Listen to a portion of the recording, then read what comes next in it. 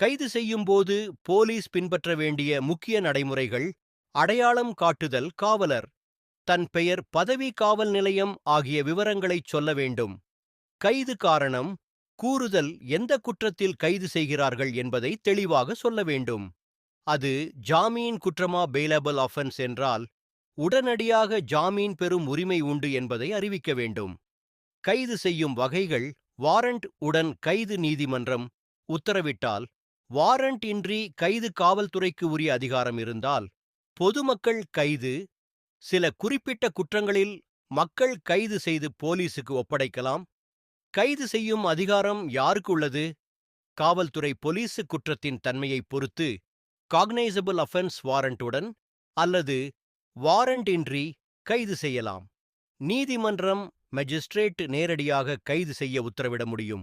பொதுமக்கள் citizens arrest. சில சூழ்நிலைகளில், உதாரணம், ஒருவர் திருட்டு செய்து ஓடும்போது பொதுமக்கள் அந்த நபரை பிடித்து காவல்துறைக்கு ஒப்படைக்கலாம். பி.என்.எஸ். எஸ் பிரிவு 40 கைது என்றால் என்ன? அரெஸ்ட் என்றால் ஒரு நபரை அவருடைய சுதந்திரத்திலிருந்து விலக்கி காவல்துறை அல்லது சட்ட அதிகாரிகள் அவரை கட்டுப்பாட்டுக்குள் கொண்டு வருவது. எளிதாகச் சொன்னால், சுதந்திரமாகச் செல்ல முடியாத நிலைக்கு சட்டப்படி கொண்டு வருவதுதான் கைது. சிறிய குற்றம்: பெயிலபிள் ஆஃபென்ஸ். காவல்துறை அறிவிப்பு, நோட்டீஸ், பிஃபோர் அரெஸ்ட் கொடுத்து காவல் நிலையத்திற்கு வரச் சொல்லலாம். பெரிய தீவிர குற்றம்: நான் பெயிலபிள் அஃபென்ஸ். காவல்துறை வீட்டிலோ அலுவலகத்திலோ நேரடியாக கைது செய்து கையோடு கூட்டிச் செல்வார்கள். கைது செய்தவுடன் தர வேண்டிய தகவல்: அரெஸ்ட் இன்டிமேஷன். பி.என்.எஸ்.எஸ். சட்டத்தின் பிரிவு 47 and 48. Section 47 and 48. படிகைது செய்த காரணம் உடனடியாகச் சொல்லப்பட வேண்டும். எந்த குற்றம் காரணமாக கைது செய்கிறோம் என்பதை காவல்துறை அதிகாரி கைதான நபருக்கு தெளிவாகச் சொல்ல வேண்டும். ஜாமீன். பெயிலபிள் ஆஃபென்ஸ் இருந்தால் உடனடியாக ஜாமீன் பெறும் உரிமை உண்டு என்பதை தெரிவிக்க வேண்டும். ஒருவர் அவரது வீட்டிலோ அலுவலகத்திலோ கைது செய்யப்படும்போது காவல்துறை அங்கு உள்ள குடும்பத்தாரின் முன்னிலையில் அல்லது அருகாமை நபர்களின் முன்னிலையில் கைது செய்ய வேண்டும். சாட்சி கையொப்பத்துடன் பதிவு செய்யப்பட வேண்டும். எங்கு கொண்டு செல்கிறோம், எந்த காவல் நிலையத்தில் வைக்கிறோம் என்பதையும் தெரிவிக்க வேண்டும். வீட்டிலோ அலுவலகத்திலோ கைது செய்வதற்கு காவல்துறையினர் கூடுதல் பொறுப்புடன் சாட்சியாளர் முன்னிலையில் வெளிப்படையாக நடந்து கொள்ள வேண்டும். எழுத்துப்பூர்வமான குறிப்புகள்: கைது செய்த இடம், நேரம், காரணம் ஆகியவை arrest memo arrest memo will பதிவு செய்யப்பட வேண்டும். குடும்பத்தாருக்கு தகவல்: கைது செய்யப்பட்ட நபர், விரும்பும் உறவினர், நண்பருக்கு உடனடியாக காவல்துறை தகவல் தெரிவிக்க வேண்டும். வன்முறை இல்லாமல் கைது. அடித்தல், சங்கிலி போடுதல், அச்சுறுத்துதல் போன்றவை செய்யக்கூடாது. மரியாதையுடன் நடத்தல், மனித உரிமைகளை மீறக்கூடாது. பி.என்.எஸ்.எஸ். ஆக்ட் 2023 படி கைதான நபருக்கு கைது செய்த பின் நபரின் உரிமைகள். போலீசார் கைது பதிவு புத்தகம் வைத்திருக்க வேண்டும். கைது செய்யப்பட்ட இடம், நேரம் குறித்த பதிவுகள் வைத்திருக்க வேண்டும். யாருக்கு தகவல் அளிக்கப்பட்டது என்பதையும் போலீஸ் நிலையத்தில் பதிவு செய்ய வேண்டும். கைது தொடர்பான தகவலை நகர காவல் நிலையத்தில் மாவட்ட தகவல் பதிவில் பதிவு செய்ய வேண்டும். யார் தகவல் பெற்றார் என்பது போலீஸ் நிலையத்தில் பதிவு செய்ய வேண்டும். கைதானவருக்கு சட்ட உதவி பெறும் வாய்ப்பு. தன்னுடைய வக்கீலை உடனடியாக அணுகும் உரிமை உண்டு. ஒருவர் ஏன் கைது செய்யப்பட்டார் என்று தெரியாமல் காவல் நிலையத்தில் வைக்கப்படக்கூடாது. மௌனமாக இருப்பதற்கான உரிமை உண்டு. தன்னைத்தானே குற்றவாளி என நிரூபிக்கும் வாக்குமூலம் சொல்ல வேண்டிய கட்டாயமில்லை. முக்கிய வித்தியாசம்: சிஆர்பி, சிவிஸ்பி, என்.எஸ்.எஸ்.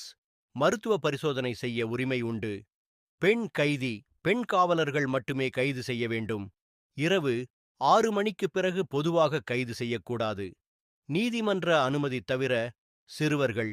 ஜுவனைல் ஜஸ்டிஸ் ஆக்ட் விதிகள் படி தனிப்பட்ட நடைமுறைகள் பின்பற்றப்பட வேண்டும். இந்திய அரசியலமைப்புச் சட்டம் ஆர்டிகிள் 22 மற்றும் சிஆர்பிசி படி மற்றும் பி.என்.எஸ்.எஸ். ஆக்ட் 2023 படி கைது செய்யப்பட்ட நபரை 24 மணி நேரத்திற்குள் நீதிமன்றத்தில் ஆஜர்படுத்த வேண்டும். கைதானவருக்கு உடனடி தகவல் இன்டிமேஷன் வழங்கப்பட வேண்டும். இல்லையெனில் அந்த கைது சட்டவிரோதமானது எனக் கருதப்படும் சிஆர்பிசியில் கைது காரணம் உடனடியாகச் சொல்லப்பட வேண்டும் என்று கூறப்பட்டிருந்தது.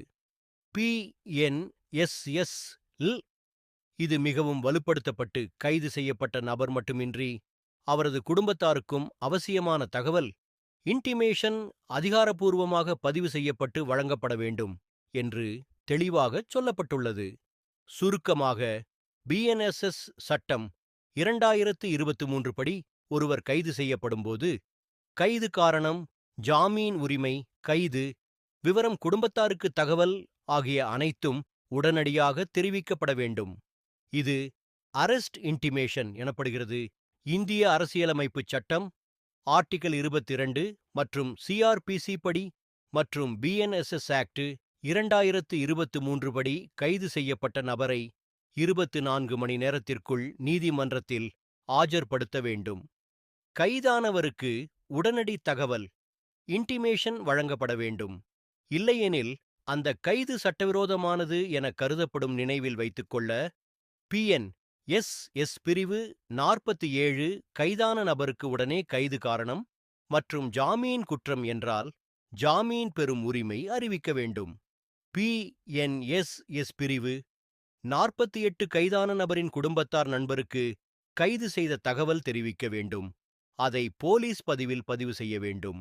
மேலும் நீதிமன்றம் முன் ஆஜராக்கும் போது இந்த நடைமுறை பின்பற்றப்பட்டது என்பதை உறுதி செய்ய வேண்டும்.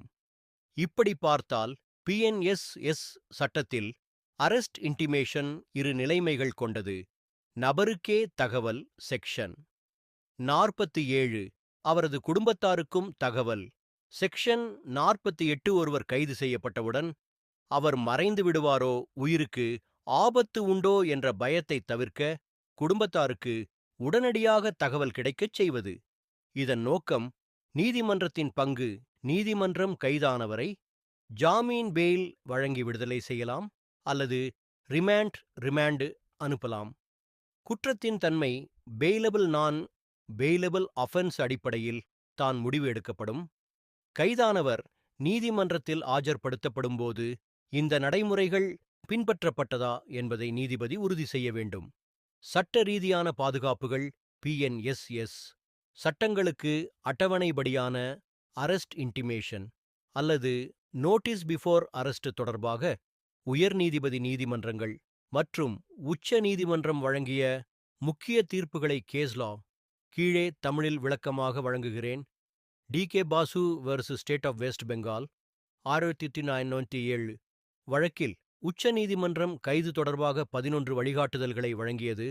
அரெஸ்ட் கைட்லைன்ஸ் முக்கிய வழக்கு. கராலா ஹைகோர்ட் 2 வழக்குகளில் செக்ஷன் 47 மற்றும் 48 குறைக்கப்படாமல் பின்ப என்று கூறாமல் கைது காரணத்தை தெரியப்படுத்தாவிட்டால் அந்த கைது சட்டவிரோதம் என HC உயர்நீதிமன்றம் தீர்மானித்தது. Bihan Kumar vs state of Haryana supreme court 2025 முக்கிய தீர்ப்பு. கைது செய்யப்பட்ட நபருக்கு கைது செய்த காரணங்களை உடனடியாக அறிவிக்காமை அவரது அரசியலமைப்பு உரிமை. ஆர்டிகிள் 22(1) மற்றும் BNSS பிரிவு 47I மீறுவதாக உச்ச நீதிமன்றம் தீர்மானித்தது.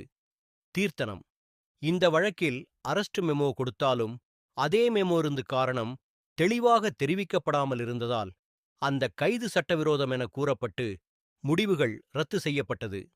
தெலங்கானா ஹைகோர்ட் 24 மணி நேரத்தில் நீதிமன்ற ஆஜர் முக்கியத்துவம். நீதிமன்றம். தெலங்கான் உயர் நீதிமன்றம் நெறிமுறை மீறல். 24 மணி நேர காலக்கெடுவை மீறி கைது செய்யப்பட்டவர் நீதிமன்றத்தில் ஆஜர்பட முயற்சி செய்யப்பட்டது தீர்வு. இது BNSS பிரிவுகள் 57 மற்றும் 167 ஐ மீறுவதாக கூறி ரிமாண்ட் ஆர்டர் நீதிமன்ற ஆஜராவணத்தை ரத்து செய்தது. Uttarakhand high court notice before arrest in fraud cases. நீதிமன்றம். உத்தர்கான்சில் உயர் நீதிமன்றம் கேஸ் 19 லட்சத்தை தாண்டும் மோசடி வழக்குகளில் கைது முன்னரே முன்பதிவு நோட்டீஸ் அளிக்கப்பட வேண்டும் என தக்க வழிமுறையாக அமுல்படுத்தினார். இது PNSS பிரிவு 35(3) மற்றும் அர்னேஷ் குமார் வழிகாட்டுதல்களை பின்பற்றுமானது. ராஜஸ்தான் ஹைகோர்ட் பெயிலபிள் அஃபென்ஸ் மற்றும் பெண்களை தவறாக கைது செய்து கொள்ளுதல். நீதிமன்றம் ராஜஸ்தான் உயர் நீதிமன்றம் நீதி பைலபிள் குற்றச்சாட்டின் கீழ் கைது செய்யப்பட்ட பெண்கள் 43 நாட்கள் சிறையில் இருந்தது. முறையாக இல்லை என கூறி கைது செய்த அதிகாரியை கைது செய்யும்போது தவறாக நடந்தது என விமர்சித்தது. இந்த தீர்மானங்கள் அனைத்தும் PNSS சட்டத்தின் அரெஸ்ட் இன்டிமேஷன் அல்லது நோட்டீஸ் பிஃபோர் அரெஸ்ட் நடைமுறைக்கு ஒரு சட்டரீதியான வலிமையான ஆதாரமாகும்.